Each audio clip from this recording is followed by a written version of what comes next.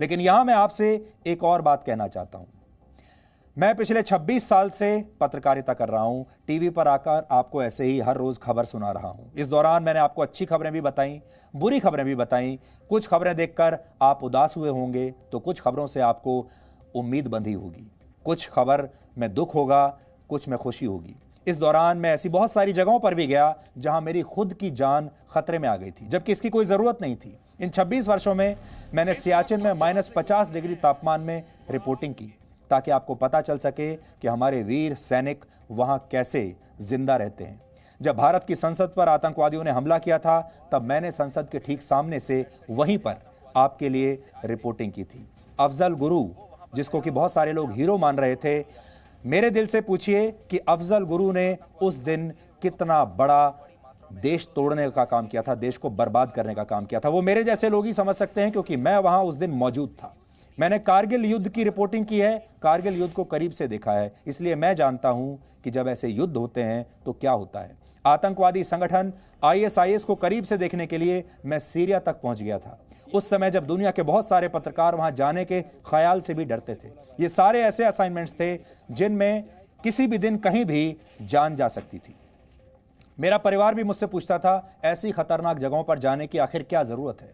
लेकिन मैं आपको अनदेखी और अनसुनी कहानियां बताना चाहता था, और सच कहूं तो ऐसा करके एक बहुत संतुष्टि की भावना आती थी। अच्छा लगता था कि आपको घर बैठे हमने ऐसी ऐसी जगहों की खबरें दिखाई जहां शायद आप कभी ना जा पाएं। एक अजीब खुशी मिलती थी, एक संतुष्टि मिलती थी, और लगता था कि आप ही हम सब का परिवार हैं। पिछले 2 महीनों से भारत समेत पूरी दुनिया कोरोना वायरस से जूझ रही है। लोग अपने घरों से बाहर नहीं निकल रहे, और इस दौरान भी मैं और जी न्यूज़ की पूरी टीम हर रोज दफ्तर आते हैं, बाहर भी जाते हैं रिपोर्टिंग करने के लिए। अपनी जान जोखिम में डालकर हर रोज आप तक वैसे ही खबर पहुंचा रहे हैं जैसे पहले पहुंचा रहे थे। ये जो हमारी टीम है, इनके भी परिवार हैं, और इनके परिवार वाले भी अक्सर इनसे यही पूछते हैं कि क्या ये लोग वर्क फ्रॉम होम नहीं कर सकते, क्या ये लोग भी बाकी तमाम लोगों की तरह घर में रहते हुए काम नहीं कर सकते, क्या ये लोग घर में रहते हुए अपने वीडियो बनाकर लोगों को नहीं भेज सकते। लेकिन हमने ये तय किया कि आप लोग अपने घर में रहिए और हम आपके लिए बाहर जाकर काम करेंगे। ये सब कुछ हमने किसी पुरस्कार की उम्मीद में नहीं किया, किसी पद के लालच में, किसी पैसे के लालच में नहीं किया। हमने ये सब सिर्फ आपके प्यार के लिए और इस देश के लिए किया। लेकिन इतना सब करने के बाद भी जब देश के कोने कोने से ऐसी FIR और लीगल नोटिस मिलते हैं, तो कई बार अपने आप से ये सवाल पूछने का मन करता है कि इस देश में ये हो क्या रहा है। आज मैं आपके सामने कोई विक्टिम कार्ड नहीं खेल रहा, बल्कि आपको ये बता रहा हूं कि आप सबकी जो शक्ति है वो ऐसे मुट्ठी भर लोगों की शक्ति से कहीं कहीं ज्यादा है। हो सकता है कि आज भी हमें बहुत सारे पत्रकारों और बुद्धिजीवियों का साथ न मिले, और मैं जानता हूं मिलेगा भी नहीं। बहुत सारे नेता आज चुप बैठे हैं। इनमें से बहुत सारे लोग ऐसे हैं जो मन ही मन आज बहुत खुश हैं। बहुत सारे डिजाइनर पत्रकार और बुद्धिजीवी अब तक एक दूसरे को बधाई भी दे चुके हैं। हमारी ये खबर, हम ये भी जानते हैं, विदेशी मीडिया में कहीं नहीं छपेगी, विदेशी मीडिया में कोई इसे नहीं छापेगा। लेकिन हम ये बात बहुत अच्छी तरह से जानते हैं कि आप सब हमारे साथ खड़े हैं, इस देश की जनता हमारे साथ खड़ी है। यही सबसे बड़ा पुरस्कार हमारे लिए है। आपने नोट किया होगा, हमारे देश में जो सबसे सक्षम कार्ड है वो आधार कार्ड नहीं है, राशन कार्ड भी नहीं है, कोई क्रेडिट कार्ड भी नहीं है, उसे कहते हैं विक्टिम कार्ड। ये जो टुकड़े टुकड़े गैंग है, ये हमेशा पहले विक्टिम कार्ड खेलता है, बताता है कि ये शिकार हो रहे हैं, और जैसे ही इन्हें मौका मिलता है वैसे ही ये किसी फिल्मी विलेन की तरह तुरंत हमला करते हैं। ये इनकी शख्सियत में है, इनके DNA में है। और हम भी आपको आज ये आश्वासन देना चाहते हैं कि हम आपके साथ हमेशा ऐसे ही खड़े रहेंगे और आपके भरोसे को कभी टूटने नहीं देंगे। ये आश्वासन है। हमने सिर्फ जमीन जिहाद का ही सच नहीं दिखाया, बल्कि आज हम पूरी लिस्ट लेकर आए हैं। हम लगातार उन लोगों को एक्सपोज करते रहे जो देश को बांटने की साजिश रच रहे थे। ये सच दिखाना ही हमारा सबसे बड़ा गुनाह है, और आज हमने खुद अपने गुनाहों की एक लिस्ट तैयार की है, क्योंकि अगर सच दिखाना अपराध है तो हम बार बार ये अपराध करते रहेंगे, फिर चाहे इसकी सजा कुछ भी हो। इसकी शुरुआत इस साल जनवरी के महीने से हुई थी। तब हमने आपको PFI यानी पॉपुलर फ्रंट ऑफ इंडिया का सच दिखाया था।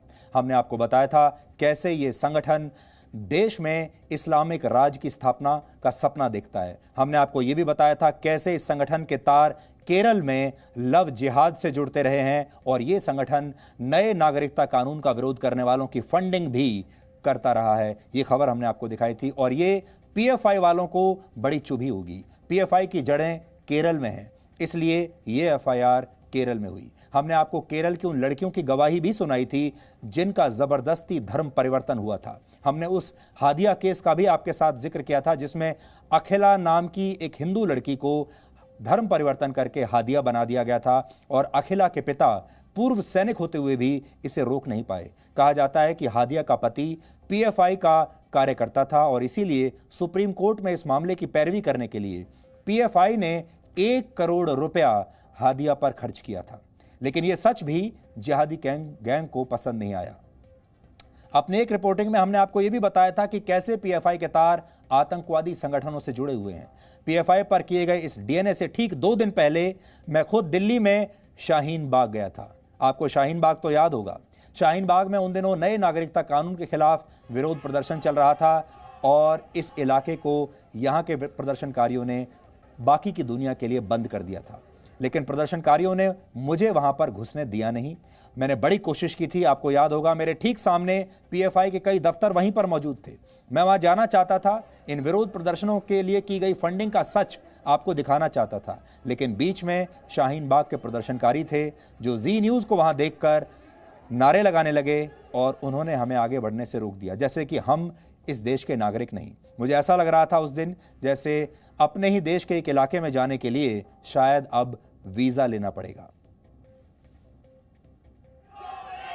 ऐसा हुआ है वो ये है कि जो PFI नाम की जो संस्था है उन्होंने यहाँ के सिमी से कांटेक्ट है उनके, उन्होंने यहाँ यहीं इसी ठीक पीछे उन्होंने यहाँ के पते दिए हैं। उनके दफ्तर यहाँ पर हैं और उस दफ्तर के सामने ये पूरा यहाँ पर प्रदर्शन हो रहा है। और लेकिन आप अगर उन दफ्तरों की जांच करना चाहो तो आज आप जा नहीं सकते वहाँ पर, क्योंकि आपको घुसने नहीं दिया जाएगा। मैं वो दफ्तर की भी पूरी लिस्ट यहाँ पर लेकर आया हूँ और मैंने सोचा था कि एक बार जाके देखें कि PFI का दफ्तर कहाँ है। ठीक मेरे सामने ही है, लेकिन आप जा नहीं सकते वहाँ पर। सबसे बड़ी बात यह है, इस सब में वो ये देखिए तमाम एड्रेसेस लिखा है। ये तमाम एड्रेस यहाँ पर लिखे हुए हैं और मैं आपको बताता हूँ। देखिए PFI G78 Shaheen Bagh Jamia Nagar Delhi, people front of India G66 Shaheen Bagh Jamia Nagar Delhi, जहां हम खड़े हुए हैं। फिर तीसरा एड्रेस F30 शाहीन बाग जामिया नगर दिल्ली। फिर campus front of India F23 Shaheen Bagh Jamia Nagar Delhi. All India imams council F20 Shaheen Bagh Jamia Nagar Delhi. सारे एड्रेस जामिया नगर दिल्ली, शाहीन बाग, सारे एड्रेस यहीं के हैं, यहीं कहीं पर। लेकिन मैं तो कहता हूँ अगर पुलिस भी चाहे तो जाकर आज जांच नहीं कर सकती। हमारा मकसद यहाँ पर कोई अशांति फैलाने का नहीं है। हमारा मकसद यहाँ पर सिर्फ लोकतांत्रिक तरीके से जो दूसरा पक्ष है वो आप तक पहुँचाने का है और इन लोगों का जो पक्ष है वो भी हम आप तक पहुँचाना चाहते हैं कि इन्हें क्या समस्या है, क्या चाहते हैं। और तिरंगे यहाँ चारों तरफ हम देख रहे हैं, लेकिन जो लोग पहले राष्ट्रगान पर खड़े नहीं होना चाहते थे वो आज तिरंगा लहराकर चल रहे हैं। इसके बाद इसी साल फरवरी में मैंने ग्राउंड जीरो पर जाकर दिल्ली दंगों का सच आपको दिखाया था और मैंने सबसे पहले जी न्यूज़ ने ही आपको ये दिखाया था कैसे ये दंगे एक सोची समझी साजिश का हिस्सा थे। हमने दंगों के आरोपी ताहिर हुसैन का सच सबसे पहले आपको दिखाया। ताहिर हुसैन का नाम लेना ही इन लोगों को बहुत चुभा। दिल्ली दंगों की जो सही तस्वीर हमने आपके सामने रखी थी जी न्यूज़ पर, उसकी भी एक झलक आज आपको देखनी चाहिए, क्योंकि ये जो तस्वीरें आई इससे टुकड़े टुकड़े गैंग को बड़ी तकलीफ हुई। इस बोरी को देखिए आप, ये जो बोरी है ये भी ईंट पत्थरों से भरी हुई है। इसके अंदर ये सारे पत्थर हैं, ये देखिए, और ये सारे पत्थर बोरियों में भरकर यहाँ लाए गए हैं ताकि पथराव किया जा सके। दंगाई जो हैं वो यहाँ रहने वाले लोगों के ऊपर पथराव करेंगे, अगर सुरक्षा बल आएंगे तो उनके ऊपर पथराव किया जाएगा। तो ये नफ़रत के पत्थर हैं जो इन बोरियों में भरकर यहाँ पर लाए हुए हैं। यहाँ से खड़े होकर, इस मकान से खड़े होकर फिर वहाँ सामने पेट्रोल बम फेंके गए। इन्होंने बम के गोले फेंके, इतनी बड़ी बड़ी बोतलों में पेट्रोल भर भर के हमारे घरों में फेंका है। ताहिर हुसैन की इस बिल्डिंग को खत्म किया जाए, इस बिल्डिंग को खत्म किया जाए सर। हमारे बच्चे काट काट के नाले में फेंके गए। आपको लगता है कि पहले से योजना बना के किया है? सर इतना स्टाफ कहाँ से आएगा? पूरी प्लानिंग सर इतना स्टाफ कहाँ से आएगा? 500 लोग पत्थर मार रहे हैं, हम लोग अपनी छत नहीं आ सकते। 3 दिन से घर में गए नहीं, पानी की टंकियां टूट गई हैं, पानी नहीं है, कैसे रहेंगे? मकान कमजोर कर दिए। सब ठीक है? हाँ सब ठीक है, लेकिन हाल खराब है सर। जान बच गई आपकी? बच्चा मर गया, जान बच गई, चोट लगी है सर। अच्छा, ये आपको चोट इसी में दंगे में लगी है? हाँ, अच्छा। बड़ा डांस सर यही है, ताहिर हुसैन। सबसे ज्यादा ताहिर हुसैन ने करवाया है, जो भी कर सकता है से हुआ है। 3 बंदे हमारे मार के नाले में फेंक। ताहिर हुसैन ने अच्छा से निकाली गई है।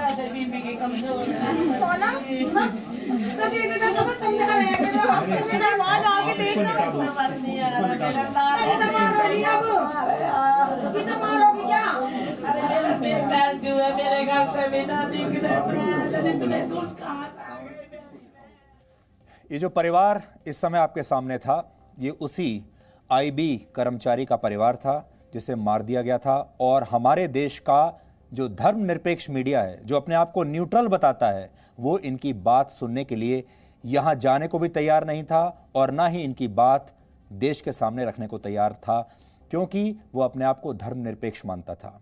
सच सामने नहीं आ रहा था। हम वहाँ गए, जी न्यूज़ की टीम वहाँ पर गई और हमने पहली बार दिल्ली दंगों का सच बोलने की हिम्मत की। और ये जो ताहिर हुसैन का नाम है, ये सबसे पहले यहीं इस जी न्यूज़ के स्टूडियो से ही निकला था। उससे पहले लोगों की ताहिर हुसैन का नाम लेने की हिम्मत नहीं हो रही थी। लोग ताहिर हुसैन का नाम लेने को तैयार नहीं थे, क्योंकि वो ये मानते थे कि इससे एक खास कौम बुरा मान जाएगी और फिर उनकी पत्रकारिता की दुकान बंद हो जाएगी। इसके बाद पुरस्कार नहीं मिलेंगे, उनके जो आका हैं वो नाराज हो जाएंगे। और ये सच हमने आपको दिखाया। आज जो आपसे हम कहना चाहते हैं वो ये है, अभी तक हमने आपको जो वीडियोस दिखाए, जो खबरें दिखाई, आपसे जानना चाहते हैं क्या गलत किया। और अगर हमारे जैसे जो मीडिया हाउस हैं, जी न्यूज़ जैसे जो चैनल हैं, अगर उनके खिलाफ ऐसे ही मुहिम चलती रही तो एक दिन ऐसा आएगा जब इन लोगों की बात करने वाला एक भी न्यूज़ चैनल, एक भी पत्रकार इस देश में बचेगा नहीं। पिछले कुछ दिनों से हम लगातार आपको तबलीगी जमात का सच दिखा रहे हैं। ये भी वो सच था जो बहुत लोगों को बहुत बुरा लगा। इस दौरान हमने देश का मान सम्मान करने वाले लोग, हमारे जो कोरोना फाइटर हैं, जो अपनी जान जोखिम में डालकर हमारे डॉक्टर्स और हेल्थ वर्कर्स काम कर रहे हैं, उन पर थूकने वालों को एक्सपोज किया था और साफ साफ नाम लेकर एक्सपोज किया था। इस बात पर भी बहुत बड़ी संख्या में लोग हमारे दुश्मन बन गए। इससे पहले देश के शहरों में छुपकर बैठे अर्बन नक्सल्स के बारे में हमने आपको बताया था और जेएनयू में देश विरोधी नारेबाजी का सच भी जी न्यूज़ ने ही आपको दिखाया था। लेकिन ये सारे सच ना तो टुकड़े टुकड़े गैंग को पसंद आए, ना ही अफजल प्रेमी गैंग को, ना ही देश के बुद्धिजीवियों को, ना ही डिजाइनर पत्रकारों को और ना ही राजनीतिक पार्टियों को। और ऐसी ही रिपोर्टिंग की वजह से जी न्यूज़ इन सब लोगों का दुश्मन नंबर 1 बन गया।